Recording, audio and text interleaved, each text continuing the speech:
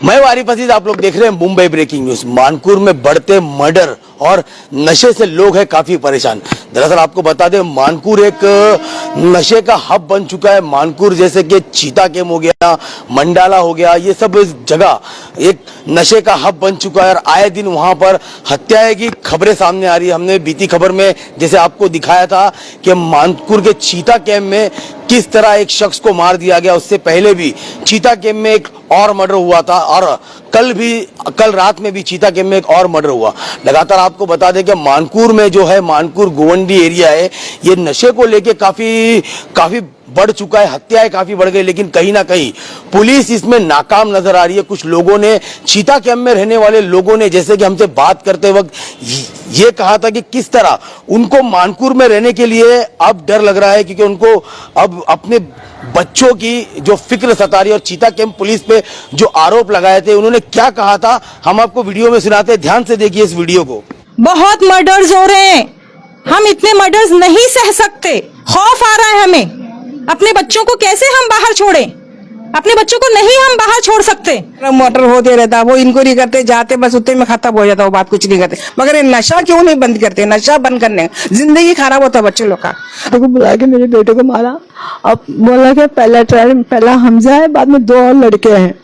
तो देखा आपने किस तरह ये वीडियो में वहां के रहने वालों में दिलो दिमाग पे एक खौफ सता रहा है कि उनके बच्चों का भविष्य क्या है।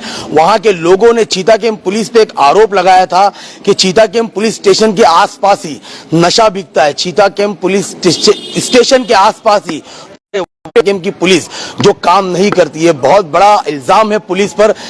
बात हो गई, लोग आज वहां पर खौफ में, जैसे कि हमने आपको वीडियो में दिखाया, वहां के रहने वाले ये आम लोग हैं जो इतने खौफ में, जो कि ये कह रहे हैं कि हमारे बच्चे बाहर निकलते तो हमें ये डर लगता है कि हमारे बच्चे कहीं नशा करके घर ना आए, ना उनकी हत्या हो जाए। तो ये बहुत बड़ा सवाल बनता है पुलिस के लिए। चीता कैम की पुलिस पे इतने आरोप लगे क्योंकि चीता कैम एक बहुत बड़ा एरिया है, वहां पर स्लम एरिया बहुत बड़ी तादाद में है। तो चीता कैम पुलिस को इस मामले को ध्यान में रखना चाहिए और जोन 6 के डीसीपी हेमराज राजपूत सर को भी ध्यान में रहना चाहिए। हेमराज राजपूत सर के बारे में सभी जानते हैं, उन्होंने अपने क्षेत्र में कितने आरोपियों को तड़ी पार कर दिया, एमसीओसी के तहत जेल में ठूस दिया, कितने नशा बन किया। लेकिन जहां उनके क्षेत्र का ये जो चीता कैम एरिया आता है, ये चीता कैम एरिया का पुलिस स्टेशन का नाम इतना खराब हो चुका है कि वहां के रहने वाले लोगों ने इतने आरोप लगाए। वो पुलिस महकमे से, चीता कैम पुलिस से रिक्वेस्ट करते कि हमारे बच्चों को बता ले। ये बड़ी शर्म की बात है, जिनके लिए पुलिस को रखा गया है, जिनके लिए पुलिस तैनात है, जिनके लिए सुरक्षा बल है, लेकिन वो ही आज वहां पर सुरक्षा नहीं है।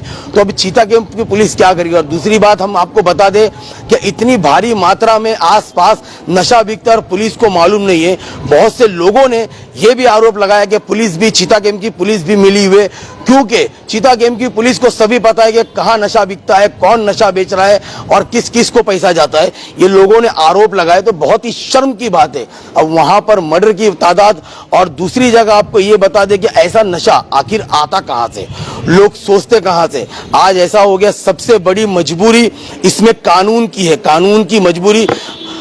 इंडिया का कानून, भारत का कानून सबसे रहम दिल माना जाता है। यहाँ अपराधी को भी अपनी बात रखने का मौका मिला जाता है। तो हम आपको बता दें, यही बात कुछ अपराधी है, कुछ क्रिमिनल है जो अपने दिलो दिमाग पर बिठाकर इसका फायदा उठाते। आज कोई किसी की हत्या करने के लिए नहीं चूकता, क्योंकि वो ये कहता है कि मैं 6 महीने में बेल पर बाहर आ जाऊंगा। एक वकील होता है जिसको ये पता होता है कि इसने किसी के बच्चे को, किसी के बाप को, किसी के बेटे को जान से मार दिया, लेकिन वो फिर भी उसके लिए केस लड़ता है और उसे बाहर निकालता है बेल पे, और वो केस सालों साल चलता रहता है। जो आरोपी होता है, जो किसी के बच्चे को जान ले चुका होता है, 20 सड़क पे उसकी हत्या कर चुका होता है, वो बेल पर छूट के साल भर में वापस आ जाता है, उसी एरिया में शान से सीना चौड़ा करके घूमता है और कानून के मुंह पे एक गहरा तमाचा मारता है। और जिसका बच्चा मर जाता है, वो कानून की तरफ सिर्फ टुकटुकी लगाकर देखता है कि कब उसके मरे हुए बच्चे को, कब उसके मरे हुए बेटे को, कब उसके मरे हुए हस्बैंड को इंसाफ मिलेगा। लेकिन वो तारीख पे तारीख लगातार केस चलता रहता है, और जब इंसाफ की बारी आती है तो कई साल चला जाता है। तो ये कानून की कमजोरियां हैं, कानून को बदलना होगा ऐसे लोगों के लिए। आज लोग पुलिस के पास जाने से पहले अपना काम खुद ही कर लेते, अपने हथियार खुद उठा लेते, कोई पुलिस के पास नहीं जाता। कि बहुत से लोग ये आरोप लगाते हैं कि पुलिस स्टेशन में सुनवाई नहीं होती, पुलिस सही तरीके से सुनेगी नहीं। लेकिन ये भी एक पुलिस की मजबूरी है, क्योंकि एक आरोपी को पकड़ने के लिए एक पुलिस महकमा, एक पुलिस स्टेशन हफ्ता भर लगा देता है, रात दिन उसकी छानबीन करके, उसका पीछा करके वो उसे लाते हैं धर दबोच के, लेकिन अपने पैसे के दल पे और वकील के दम पे वो कोर्ट से छूट जाता है। तो यहाँ पर पुलिस को भी हम गलत नहीं कह सकते, लेकिन हर पुलिस स्टेशन एक तरीका नहीं है। पुलिस कम से कम ये जो नशा बेचने वाले, इन पे वे तो रोक लगा सकती है। मुंबई पुलिस जहां पर नशे पे रोक लगाने के लिए आए दिन कहीं ना कहीं छापामारी करती है, कहीं किसको पकड़ती है। बड़े बड़े नशे बेचने वाले को मुंबई की पुलिस ने धर दबोच कर जेल में ठूस दिया, लेकिन जो नशा है ये दीमक की तरह बढ़ता जा रहा है। कोई भी नशा बने जितने जा रहे हैं उससे ज्यादा वापस आ रहे हैं और नशा बढ़ता चले जाता है। तो आखिर कहां से ये नशा इतना आ रहा है? मुंबई पुलिस को इस बात पे ध्यान देना पड़ेगा। बाहर वाले नहीं, हमारे अंदर वाले ही है जो नशा धड़ल्ले से बेच रहे हैं। और बहुत से लोगों का आरोप है कि कई जगहों पे नशा बेचने में पुलिस को भी पता है, लेकिन पुलिस भी कुछ पैसे लेकर उनको नजरअंदाज कर देती है।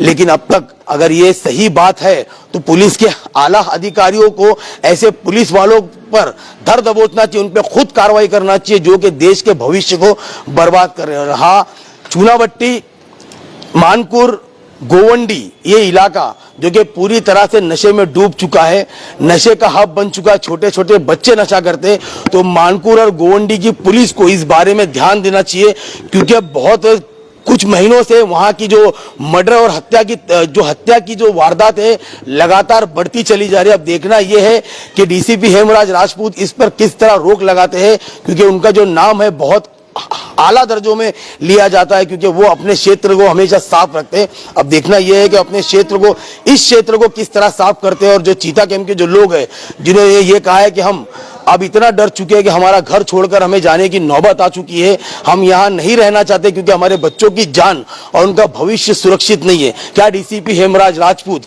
उन लोगों को सहयोग करेंगे? क्या उनके दिल का जो डर है वो मिटाएंगे? ये देखते ही बनता है। इसकी और जो चीता कैंप में मर्डर हुआ है उसका आरोपी अब तक नहीं पकड़ा गया है, तो घर वालों की ये मांग है कि जो चीता कैंप का जो मर्डर हुआ है उसका आरोपी जल्द से जल्द पकड़ा जाए। ये सारी गुत्थी कब सुलझती है, कब जोन 6 साफ होता है, ये देखते ही बनता है। इसकी रिपोर्ट हम आपको देते रहेंगे, तो जुड़े रहिए मेरे साथ। आरिफ अजीज, मुंबई ब्रेकिंग न्यूज से।